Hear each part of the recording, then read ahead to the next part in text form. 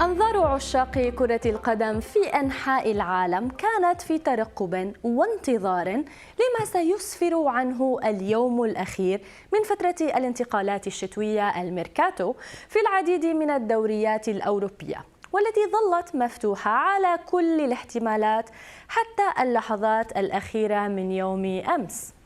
وبعد أن تداول الكثيرون بفرح خبر إعارة النجم الدولي المغربي الأصل حكيم زياش إلى باريس سان جيرمان، تبين لاحقا بحسب التقارير أن فترة الانتقالات الشتوية انتهت قبل اكتمال صفقة انتقال زياش من تشيلسي الإنجليزي إلى باريس سان جيرمان الفرنسي، وذلك على الرغم من رغبة الأخير بضم زياش لصفوفه. مشاهدينا، زياش عانى الأمرين في تشيلسي بحسب المحللين، سواء مع المدرب السابق توخيل أو الحالي بوتر، اللذين فضلا الإبقاء على نجم المنتخب الوطني المغربي في دكة البدلاء، علما أن المدرب الجديد اعتمد عليه في المباريات الأخيرة بعدما قدم إضافة في خط الهجوم. بعد انتشار الأخبار حول عدم إتمام الصفقة، أكدت صحيفة ليكيب الرياضية الفرنسية وجود غموض حولها رغم اتفاق الناديين على تفاصيل انتقال زياش البالغ من العمر 29 عاما، وأن صفقة إعارة زياش من تشيلسي إلى PSG مهددة بالفشل. وذكرت صحيفة ليكيب أن صفقة إعارة زياش من تشيلسي إلى باريس سان جيرمان لم تتم لأن النادي الإنجليزي فشل في إرسال المستندات اللازمة في الوقت المناسب، بالرغم من أن اللاعب المغربي زياش كان موجودا في باريس أمس الثلاثاء واجتاز الفحص الطبي بعدما وافق تشيلسي على إعارته لسان جيرمان حتى نهاية الموسم دون خيار التعاقد معه نهائيا.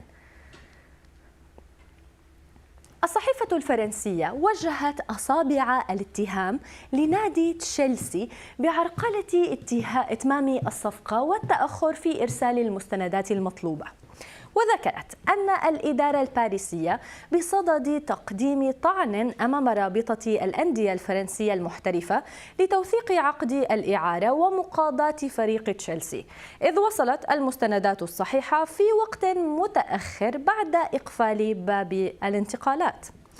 طبعا صفقة زياش ما زالت معلقة، ولكن غيرها من صفقات الانتقالات الشتوية تمت بنجاح، ومنها إعلان نادي الريان القطري تعاقده مع الدولي المغربي سفيان بوفال قادما من أنجي الفرنسي.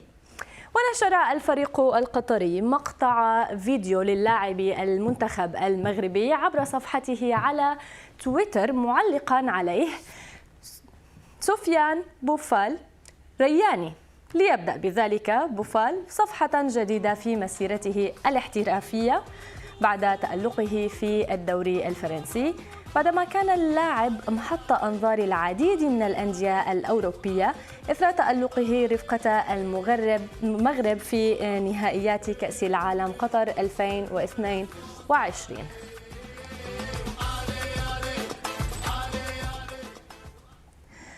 بوفال ليس المغربي الوحيد، بل يبدو أن اللاعبين المغاربة الذين تألقوا في المونديال استحوذوا على نصيب مرض في الميركاتو.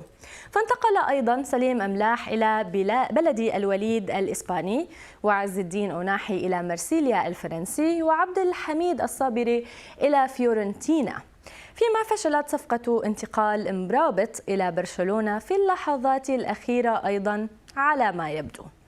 طبعا عشاق الكرة علقوا على أخبار الميركاتو الشتوية وعدم إتمام صفقة زياش، ومنهم محمد إدريس. يقول محمد على تويتر: إذا كان هذا الأمر صحيحا، أي الأخطاء المرتكبة من الفريق الإنجليزي تشيلسي ربما متعمدة ومقصودة، فعلى جميع الجمعيات الحقوقية المغربية وعلينا جميعا نحن المغاربة أن نعلن التضامن مع اللاعب المغربي ابننا وأخونا زياش من أجل منع كل من أراد السوء له، وشكرا.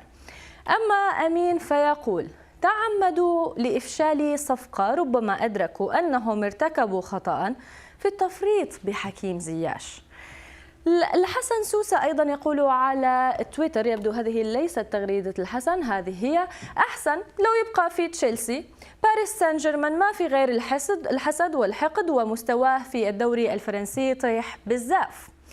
بدر يوسف أيضا علق على الأمر قائلا: خطأ مقصود، وهذا إن دل إنما يدل على حقد الفريق اللندني على زياش، وفوقها الحقد الإنجليزي الدفين على الفرنسي. آخر تغريدة من صلاح عبد الفتاح يقول: يعني التحايل والتلاعب لمنع زياش من الانتقال، هل كانوا سيفعلونها لو تعلق الأمر بلاعب من أوروبا أو أمريكا الجنوبية؟ أكيد لا، لأنهم ببساطة منافقين وعنصريين يريدون منع اللاعب من تحسين أدائه الرياضي أكثر، ومن خلاله منع المنتخب المغربي من الاستمرار في نجاحه وتألقه. شكرا جزيلا لمشاهدتكم ترندينج. سنسعد باشتراككم بالقناة ومشاركتكم لقصصنا وإعجابكم بها والتعليق عليها.